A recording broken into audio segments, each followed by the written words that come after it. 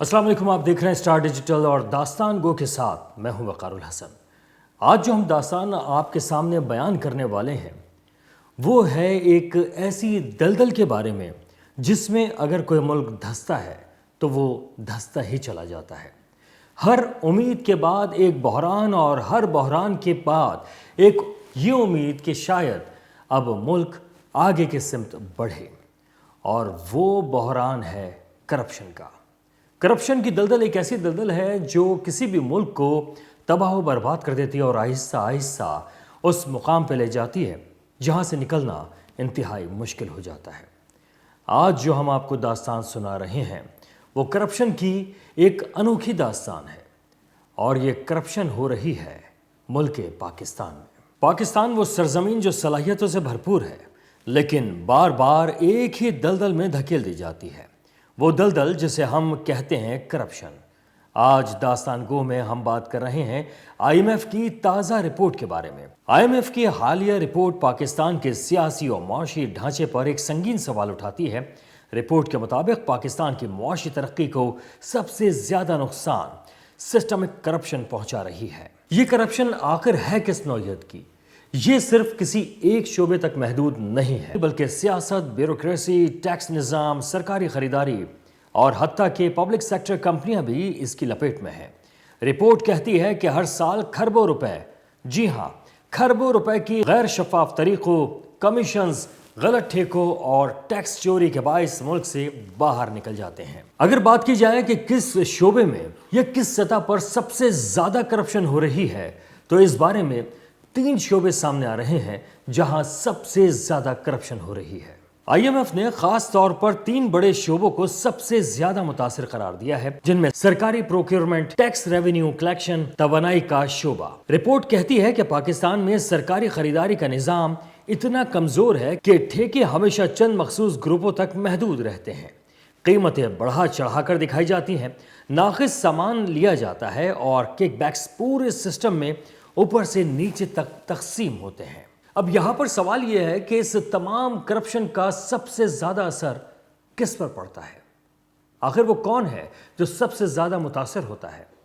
वो है अवाम, यानी आप और हम अवाम सबसे ज़्यादा इस करप्शन से मुतासर हो रही है। जब टैक्स चोरी होता है, जब बिजली के बिल मसनूई तौर पर महंगे किए जाते हैं, जब तरक्याती फंड्स कागज़ों में खर्च हो जाते हैं, तो उसकी कीमत को अदा करने वाला वो पाकिस्तानी शहरी है जो पहले ही महंगाई, बेरोजगारी, अदम इस्तेहकाम से परेशान है। अब यहाँ पर बात यह आती है कि किस तरीके से करप्शन के इस निज़ाम को बदला जाए, तो IMF ने इसका भी हल पेश किया है।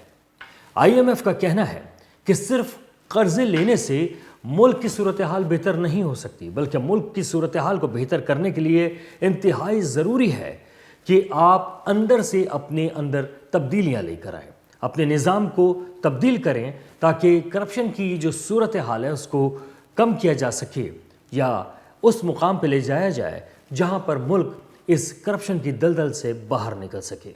IMF की तजवीज़ वाज़ेह है।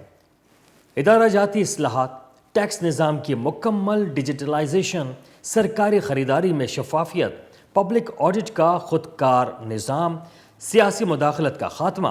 लेकिन सवाल ये है कि क्या ये मुमकिन भी है?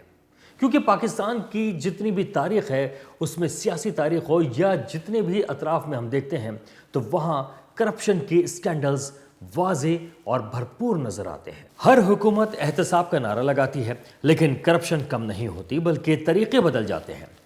रिपोर्ट ये भी इशारा देती है कि मसला चेहरों का नहीं बल्कि पूरे ढांचे का है। अब यहाँ पर एक आम आदमी ये पूछता है कि क्या हम करप्शन की इस दलदल से निकल सकते हैं? तो माहिरीन इसका जवाब देते हैं कि जी हाँ, इस करप्शन की दलदल से निकला जा सकता है। उसके लिए आपको शफाफियत लाना होगी और काम को सियासी असरअंदाज से ख़त्म करके आगे की तरफ लेकर जाना होगा, यानी कि सियासी असर रसूख ख़त्म करना होगा। इसके साथ साथ मजबूत इदारे और सियासी तसलसल, शफाफियत, ये 3 अनासर किसी भी मुल्क को मुस्तहकम करते हैं। IMF की तरफ से आने वाली ये रिपोर्ट और बाद में आने वाली तजावीज़ क्या पाकिस्तान को करप्शन की दलदल से निकाल पाएंगी? यह आइंदा आने वाला वक्त ज़रूर बताएगा, लेकिन پاکستان کی عوام یہ دعا گو ہے کہ پاکستان آگے کی سمت بڑھے، اس میں کرپشن کے ناسور کو جڑ سے اکھاڑ دیا جائے، اور چاہے وہ سیاسی معاملات ہوں یا دیگر لوگ جو کرپشن کے معاملے میں اثر انداز ہو رہے ہیں ان کو بھی اکھاڑ پھینکا جائے تاکہ پاکستان کرپشن کی اس دلدل سے نکل سکے۔ داستان گو سے فی الحال کے لیے مجھے یعنی وقار الحسن کو اجازت دیجیے۔ دیکھتے رہیے اسٹار ڈیجیٹل۔